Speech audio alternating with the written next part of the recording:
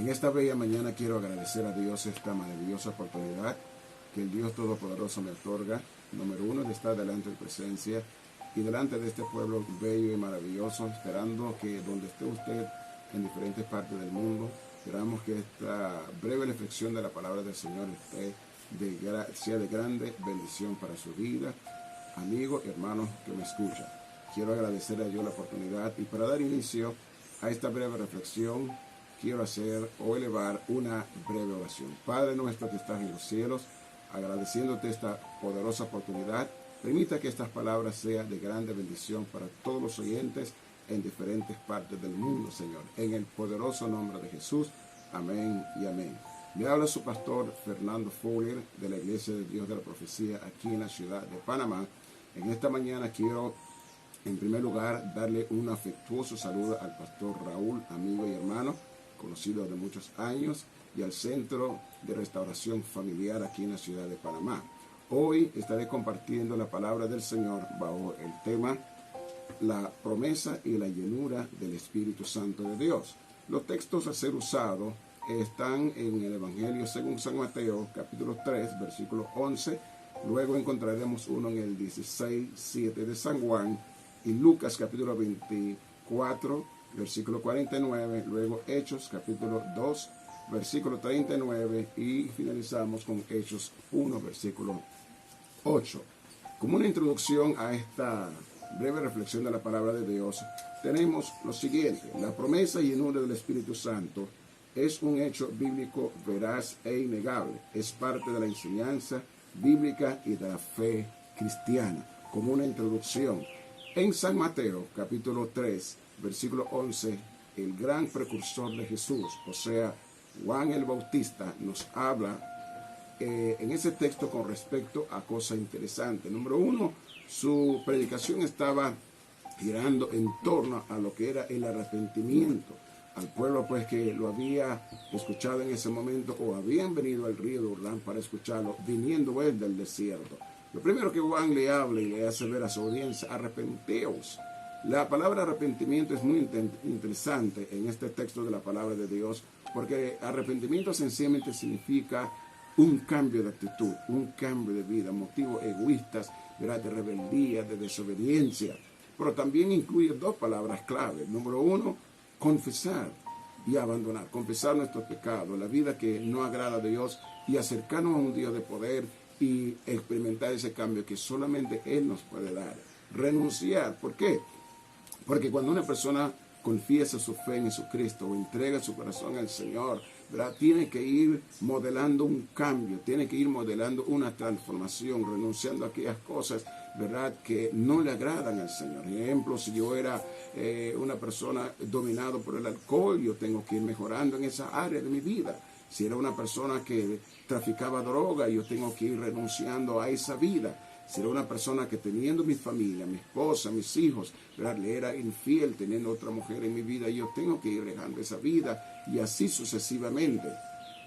Pero dentro de ese mismo texto de la palabra del Señor, Juan también anuncia algo muy interesante cuando él dice: yo a la verdad os bautizo en agua, mas para arrepentimiento, mas el que viene tras mí es más poderoso que yo. Él os bautizará en Espíritu Santo y fuego. De ahí vemos en ese texto la palabra del Señor, aleluya, que Juan fue usado por Dios, aleluya, para hablar sobre lo que es el ministerio del Espíritu Santo y la promesa del Espíritu Santo, pero él hace énfasis del agente bautizador, que en este caso sería la persona de Jesús. Usted y yo ya sabemos con respecto de esto. Y a los siguientes textos de la palabra del Señor, ejemplo en el Evangelio según San Juan, capítulo 16, Jesucristo, sabiendo de que su hora de partir a su Padre Celestial se estaba aproximando, de que su vida iba a ser entregado por la humanidad, de que iba a ser procesado por los líderes religiosos de ese entonces, Jesucristo entonces introduce otra persona importante, pero no cualquier persona. Él habla de la tercera persona de la Trinidad, cuando él dice: os es necesario que yo me vaya, porque si yo no fuera, el Consolador no vendría a vosotros. Esa palabra consolador, ¿verdad?, en el griego significa paracleto, aquel que nos asistiría en nuestros momentos de tristeza, de angustia, de dolor, de soledad. Pero también algo que quiero manifestar en ese mismo texto para la gloria del Señor es lo siguiente: Jesucristo sabía que Él tenía que derramar su sangre en la cruz de Calvario por la humanidad.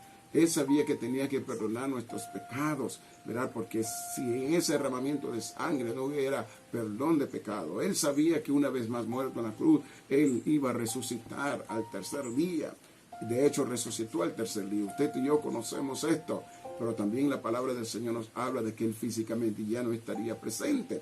Es por eso que Jesucristo introduce a la tercera persona de la Trinidad, que en este caso es el Espíritu Santo de Dios, ¿verdad? Que estaría con ellos y en medio de ellos. Si vamos a otro texto de la palabra del Señor, lo encontramos en San Lucas, capítulo 24, versículo 49, cuando Jesucristo le dice a sus discípulos: he aquí os enviaré la promesa de mi Padre que vendrá sobre vosotros. Nuevamente, Jesucristo habla sobre el Espíritu Santo de Dios, la promesa de mi Padre que enviaría sobre vosotros. A ese momento, en esa hora, todavía Él estaba con ellos, pero no había ascendido al Padre todavía. Así que le da instrucciones específicas. Os voy a enviar, os voy a mandar la promesa de mi Padre. Amados hermanos, amigos que me escuchan, Dios es un Dios fiel. Dios es un Dios cumplidor de lo que Él promete. Lo ha hecho en el pasado, lo está haciendo en el presente, lo seguirá cumpliendo. Y todos aquellos que depositan su fe y su confianza en el Señor pueden tener la seguridad de que Dios cumplirá con ellos también. Y Dios cumplirá con aquellos que confían y ponen su confianza en el Señor. A todo eso usted y yo conocemos la historia cuando 120 personas entre hombres y mujeres nos enseña la palabra del Señor, que van al aposento alto, ¿verdad? Y comienzan a clamar por un espacio de aproximadamente 10 días. Pero antes de ir a esa partecita, como estamos hablando sobre el tema, la promesa y llenura del Espíritu Santo, también quiero ir a Hechos capítulo 2, versículo 39. ¿Qué nos dice Hechos capítulo 2, versículo 39? Pedro, en su sermón ante una audiencia tan enorme, tan grande, después que el Espíritu Santo se derramó, alabado sea el nombre del Señor, en el día de Pentecostés, bendito sea el Señor, y esa gran multitud, amado hermano, escuchando ese estruendo, Pedro, inspirado, empoderado, lleno del Espíritu Santo, le lanza un sermón donde usted y yo conocemos de que, amado hermano, 3,000 personas habían entregado en su vida al Señor. ¿Y qué le hace ver Pedro en Hechos 2:39? Les hace ver lo siguiente: porque para vosotros es la promesa, para vuestros hijos, para cuantos nuestro Señor y nuestro Dios llamare.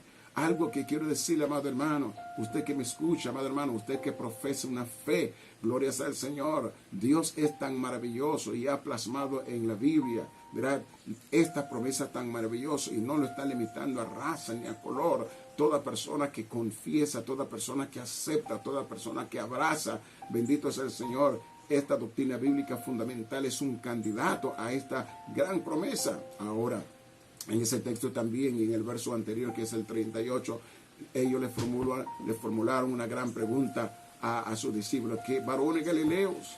¿Qué debemos de hacer? Pedro dice: arrepentíos para que venga tiempo de refrigerio de parte de Dios. Mira, amado hermano, para que usted pueda recibir, amado amigo, que usted pueda experimentar esto en su vida, usted necesita arrepentirse. Como dijimos al principio, reconocer su pecado, un cambio de vida, un giro de más de 90 grados en su vida, comenzar a buscar la cosa de Dios. Vivimos en un mundo, culturalmente hablando, muy religiosa. De repente escucharemos personas que dicen: bueno, yo creo en Dios a mi manera.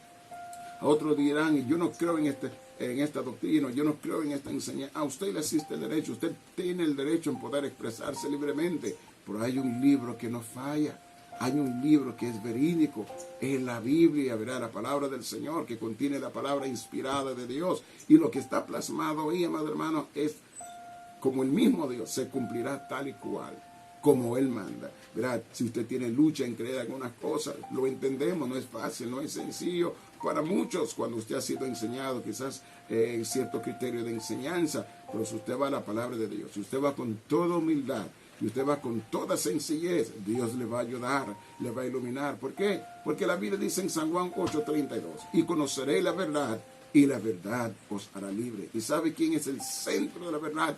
Jesucristo, el Hijo de Dios. Que si nos humillamos a Él y le pedimos: Señor, me cuesta porque yo fui enseñado de esta forma, de esta manera, pero quiero que tú me ayudes, tenga la seguridad que el Señor lo va a hacer. Si vamos A Hechos capítulo 1, versículo 8, Jesucristo le dijo: mas recibiré la virtud del Espíritu Santo que vendrá sobre vosotros y me seréis testigos en Jerusalén, en Judea y Samaria, hasta lo último de la tierra. Bendito sea el Señor. Así que Jesucristo, al principio, cuando Él habló de esta profecía, de esta gran promesa de la llenura del Espíritu Santo, gloria a Dios, Él habló a los discípulos, ¿verdad? Él habló a ese ministerio primitivo en aquel entonces, pero hoy esa bendición no está limitada solamente a los judíos. La Biblia dice en el Evangelio según San Juan, capítulo 1, versículo 12, más a los que le recibieron les dio potestad de ser hechos hijos de Dios. Y toda persona de diferentes partes del mundo, raza y color o idioma, tienen acceso a esto. ¿En qué forma? Reconociendo a Dios, reconociendo al Padre Celestial, reconociendo a Jesucristo como único Salvador, como dice la Biblia en Hechos 4:12, porque no hay otro nombre debajo de los cielos dado a los hombres en que nosotros podemos ser salvos. El único camino al cielo se llama Jesucristo, el único que salva se llama Jesucristo. De ahí también le quiero llevar a otro texto de la palabra del Señor. El Espíritu Santo, amado hermano y amigo que me escucha, no solamente se limitó, mirad, al principio de siglos, en el día de Pentecostés, pero también la palabra del Señor nos habla en otros textos más de la palabra de Dios, donde Jesucristo y el poder del Espíritu Santo se manifestó. Un ejemplo en Hechos capítulo 4, versículo 31, nos habla la palabra del Señor cuando a los discípulos o a los apóstoles, a los seguidores del Señor le dijeron: no van a hablar a hombre alguno más en este nombre, o sea, no van a testificar más de Jesús, no van a hablar más de Jesús, ¿verdad? Pero ellos dijeron: no podemos dejar de decir lo que hemos visto y oído. Y si usted va a Hechos capítulo 4, del versículo 26 en adelante hasta el 31, usted va a encontrar que se unieron con los suyos, elevaron un clamor poderoso delante de la presencia del Señor. ¿Y qué me dice la palabra? El lugar donde ellos estaban reunidos, el lugar donde ellos estaban congregados, me dice la palabra, una vez más fue visitado por el poder del Espíritu Santo de Dios.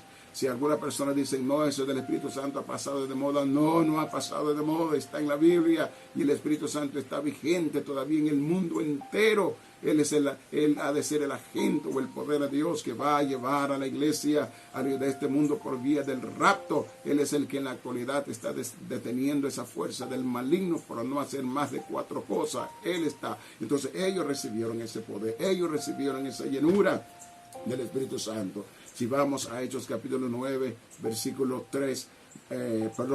17, vamos a encontrar inclusive que la palabra del Señor nos habla a Pablo cuando él se convirtió al cristianismo. Ananías fue, le puso la mano encima y recibió el poder del Espíritu Santo. Si vamos inclusive a Hechos capítulo 10, versículo 44 en adelante, cuando Pedro visitó la casa de este gentil, de este oficial del gobierno romano, Cornelio, piadoso por cierto, aleluya. La Biblia dice que Pedro, al llegar a esa casa, vio que había una gran multitud de personas gentiles, y predicando la palabra del Señor, el Espíritu Santo intervino, dice la palabra del Señor, y ellos también fueron llenos del poder del Espíritu Santo. Los judíos que habían venido con Pedro se admiraron. Yo quiero decirle, hermanos, que Dios no está limitado solamente al pueblo de Israel, que es el pueblo escogido. Lo bendecimos, lo apreciamos, porque son la cuna del cristianismo. Hoy toda persona que invoque el nombre del Señor tiene acceso a este gran poder.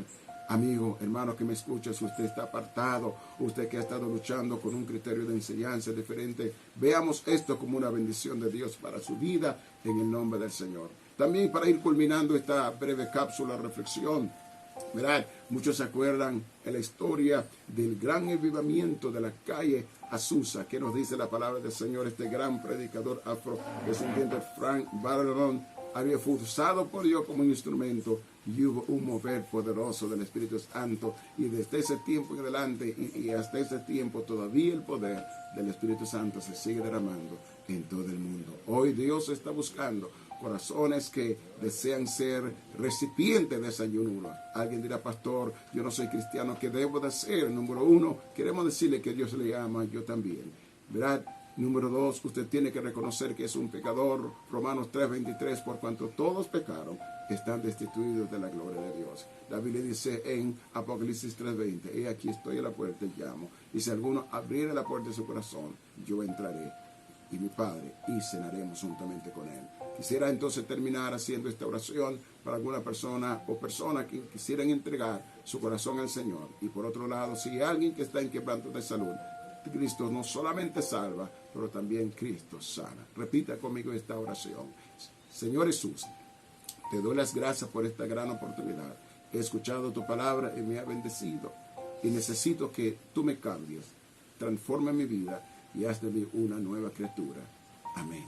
Y si hay alguien que está en quebranto de salud, Cristo le ama y declaramos sanidad sobre su vida por medio del poder de Dios. Crea nomás y confiese. Le amamos en el amor del Señor. Saludos y bendiciones. Amén.